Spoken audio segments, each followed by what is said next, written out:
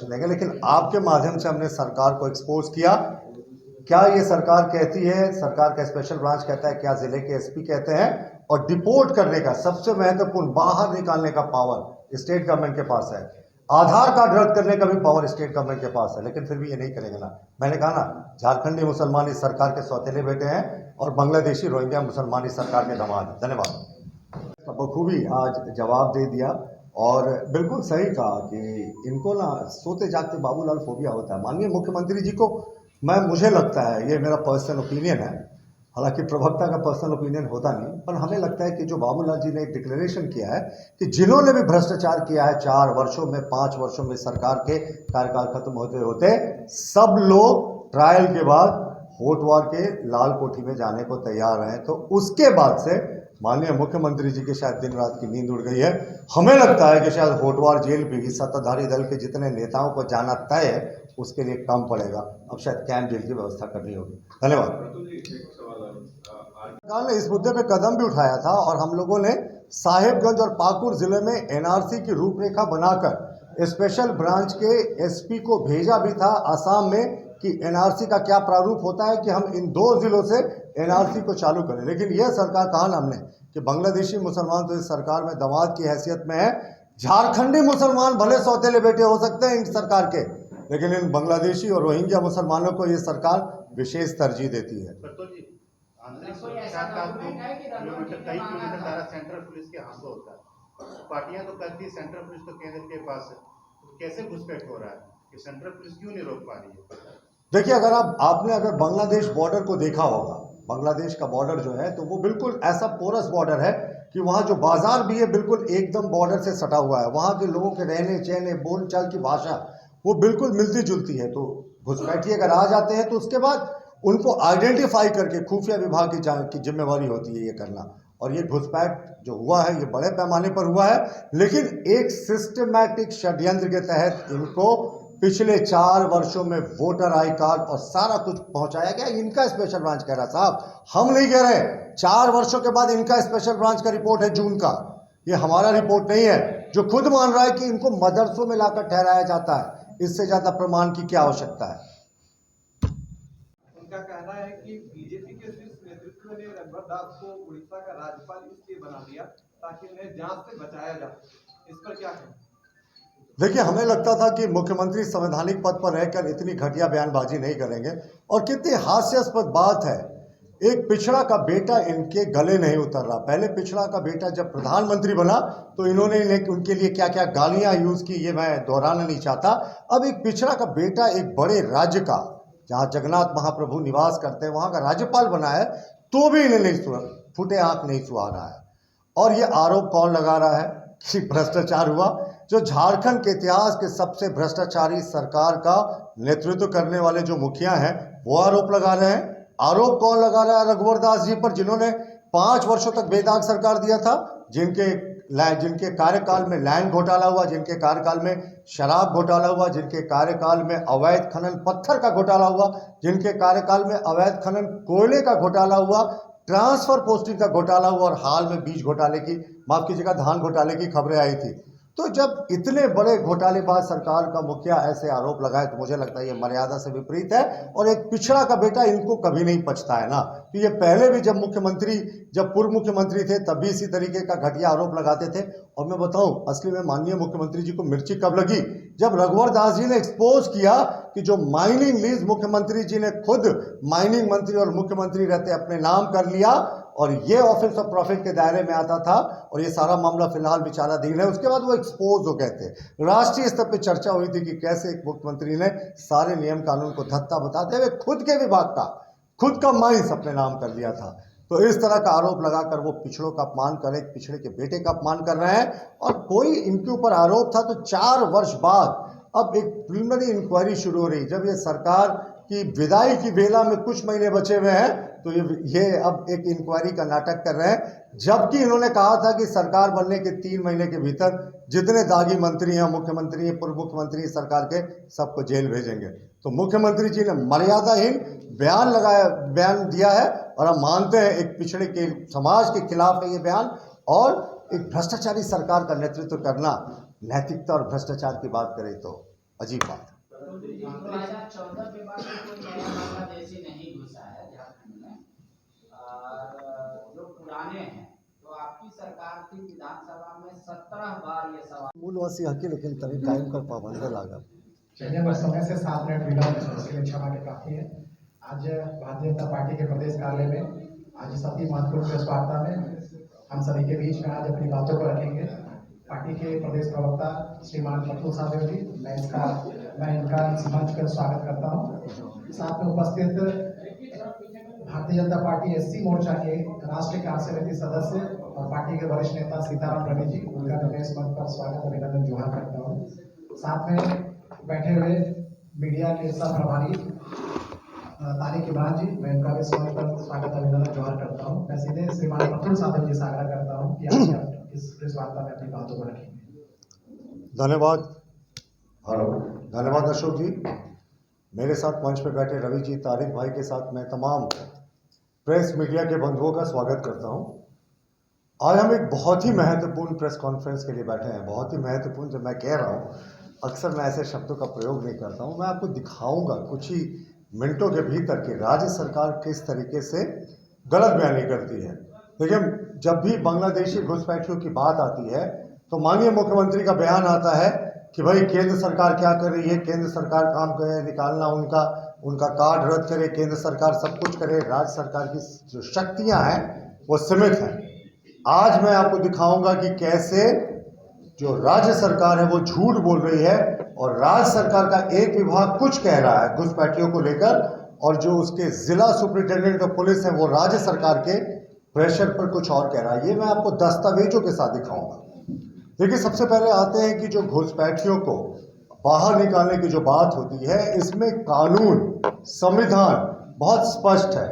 अगर आप देखेंगे तो फॉरेनर्स एक्ट 1946 जो घुसपैठियों के लिए बना हुआ है, सेक्शन 32E 32C, अगर आप इसको मिलाकर देखेंगे, section 5 of the passport entry into India act 1920 और एक जो पत्र जारी किया गया है संविधान के आर्टिकल 258(1) के अंतर्गत, जो सारे राज्य सरकारों को केंद्र सरकार ने जारी किया है, संविधान के आर्टिकल 258(1) के अंतर्गत, उस पत्र का नंबर है 590 F number 4356 IFI dated 19th of April 1958, जो साफ ये कहता है कि detention, deportation of foreign nationals is the responsibility of the state governments and union territory. यानी ये जितने मैंने आपको एक्ट्स अभी बताए और जितना इसका सब क्लॉज बताया, इसमें राज्य सरकार को केंद्र सरकार ने संविधान के अनुच्छेद 258(a) के तहत पत्र लिखकर ये शक्तियां दी हैं कि वो इनको आइडेंटिफाई करे, इनको डिटेन करे और इनको बाहर करे। जो बांग्लादेशी घुसपैठियों को लेकर इनका बार बार बात आता है, और मैं भी अभी दिखाऊंगा कि कैसे इनका एक विभाग कह रहा है कि बड़े पैमाने पर घुसपैठ हुई है और इनके एसपी कह रहे हैं कि 0 है घुसपैठ की संख्या। तो पहले तो इस पे आते हैं। अब राज्य सरकार अपनी जिम्मेवारी से कैसे भागेगी, क्योंकि ये तो साफ संविधान कहता है, पासपोर्ट एक्ट कहता है, फॉरेनर एक्ट कहता है, और ये जो पत्र मैंने आपको दिखाया ये कहता है कि इनको आइडेंटिफाई करना, डिटेन करना और डिपोर्ट करना, बाहर भेजना, इसकी विशुद्ध रूप से जिम्मेवारी जो है वो राज्य सरकार की होती है। लेकिन राज्य सरकार ये यहाँ बिल्कुल करती दिख नहीं रही। मुख्यमंत्री राजधर्म नहीं निभा रहे हैं। और सबसे महत्वपूर्ण, आधार कार्ड के संबंध में भी स्पष्ट निर्देश है केंद्र सरकार के मिनिस्ट्री ऑफ होम अफेयर्स का। स्टैंडर्ड ऑपरेटिंग प्रोसीजर 2019 में बना था, जो राज्य सरकारों को भेजा गया था कि अगर आप डिटेक्ट करते हैं कि किसी घुसपैठियों ने गलत तरीके से अपना आधार कार्ड बना लिया है, तो इसके तहत भी जो स्टैंडर्ड ऑपरेटिंग प्रोसीजर है 2019 में उल्लेखित है कि किस तरीके से राज्य सरकार इन आधार कार्डों को भी चाहे तो डीएक्टिवेट कर सकती है, उन्हें रद्द करने की शक्ति भी राज्य सरकार को दी गई है।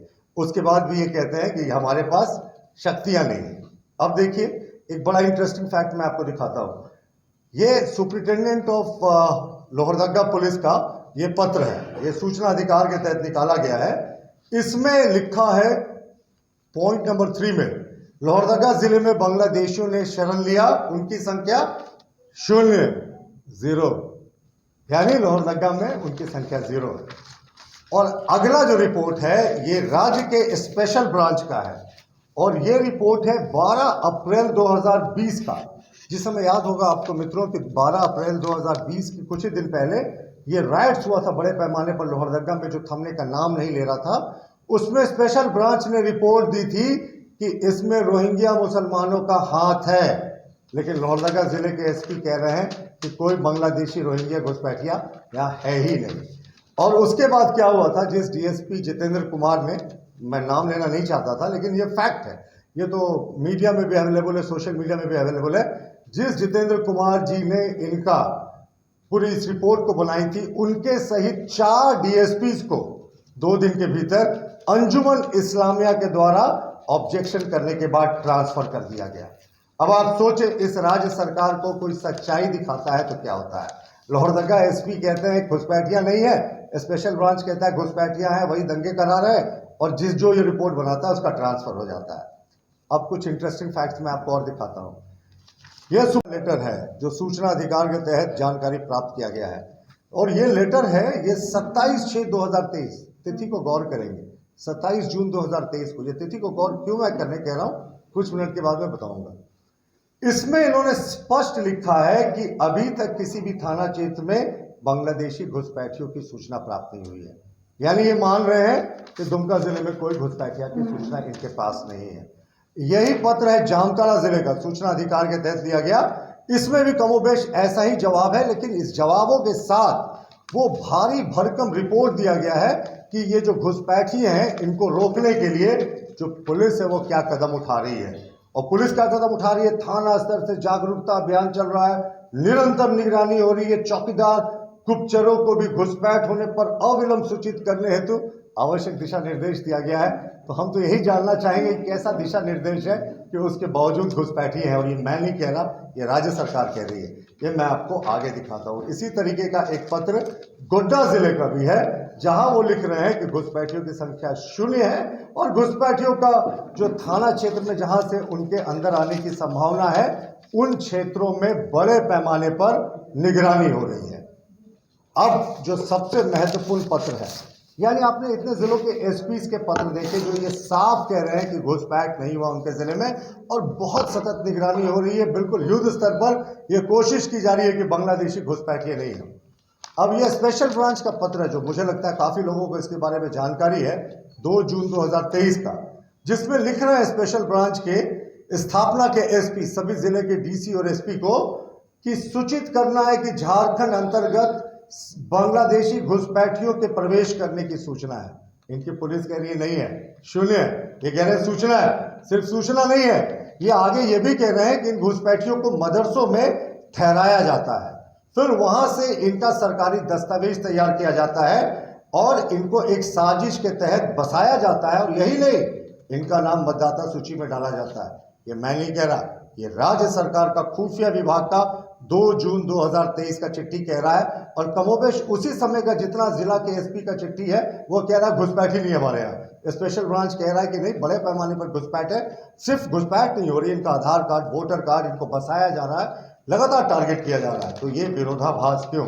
हमारा सीधे तौर पे मानना है कि ये जो घुसपैठी हैं इनको बड़े पैमाने पर वोट बैंक के जरिए जो सत्तारूढ़ दल है वो प्रयोग करती है, इसीलिए इन घुसपैठियों को वो सरकारी दामाद का दर्जा देकर रखा है, वरना सारी शक्तियां तो इनको बाहर करने की राज्य सरकार में निहित है। क्यों नहीं इनको बाहर कर रहे हैं?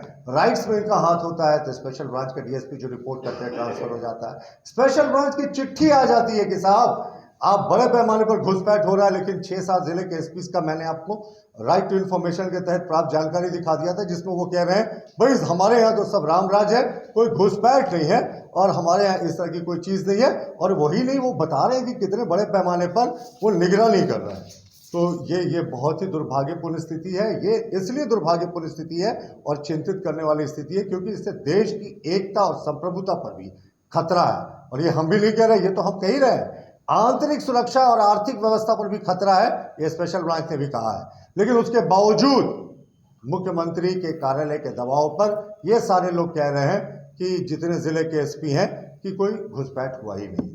तो ये तो बहुत ही संवेदनशील मुद्दा है। हम मुख्यमंत्री जी से मांग करते हैं कि अनर्गल बयानबाजी छोड़े, राजधर्म निभाइए, घुसपैठिए हैं, कान पकड़कर इनको सीमा के बाहर कीजिए, क्योंकि सारी शक्तियां संविधान में और विभिन्न पासपोर्ट एक्ट और तमाम एक्ट जो मैंने जिक्र किया उसमें आपके पास है। आधार कार्ड इनका रद्द कीजिए और ये नाटक करना बंद कीजिए कि आपके पास कोई ऐसी घुसपैठ की सूचना ही नहीं है, क्योंकि स्पेशल ब्रांच ने तो साफ बता दिया है, मोडस ऑपरेंडी बता दिया कि किस तरीके से कहाँ ठहराया जाता है, कैसे कार्ड बनाया जाता है, उसके बाद भी कुछ बताने को बचता नहीं है। तो घुसपैठ के मुद्दे पे राज्य सरकार पूरे तरीके से एक्सपोज्ड है। उनके जिला पुलिस कह रही है घुसपैठ नहीं है, स्पेशल ब्रांच कह रही है बड़े पैमाने पर घुसपैठ है। राज्य सरकार कहती है हमारे पास शक्तियां नहीं है, हमने दिखाया कि आपके पास शक्तियां हैं। राज्य सरकार कह रही है कि भाई हमको बाहर निकालने की शक्ति नहीं है, हम दिखाया हमने कि जो विभिन्न कानून है उसके तहत आपके पास ही शक्तियां हैं आपको बाहर निकालने की। तो ये दिखाता है कि किस तरीके से सिर्फ वोट बैंक राजनीति के तहत झारखंडी मुसलमानों का अहित कर रहे हैं मुख्यमंत्री जी। झारखंडी मुसलमान जो है उनकी खिलाफत कर रही है झारखंड मुक्ति मोर्चा। वो ऐसे कि जितने अल्पसंख्यक कल्याण की केंद्र सरकार की योजनाएं होती हैं या राज्य सरकार की योजनाएं होती हैं, यही रोहिंग्या और जो बांग्लादेशी मुसलमान है उसे टकार जाते हैं और वो लव जिहाद के तहत आदिवासी बेटियों को टारगेट करते हैं। उसके भी कुछ उदाहरण है हमारे पास कि किन किन बेटियों को टारगेट किया गया, लेकिन ये किसी का नाम सार्वजनिक करना उचित नहीं है।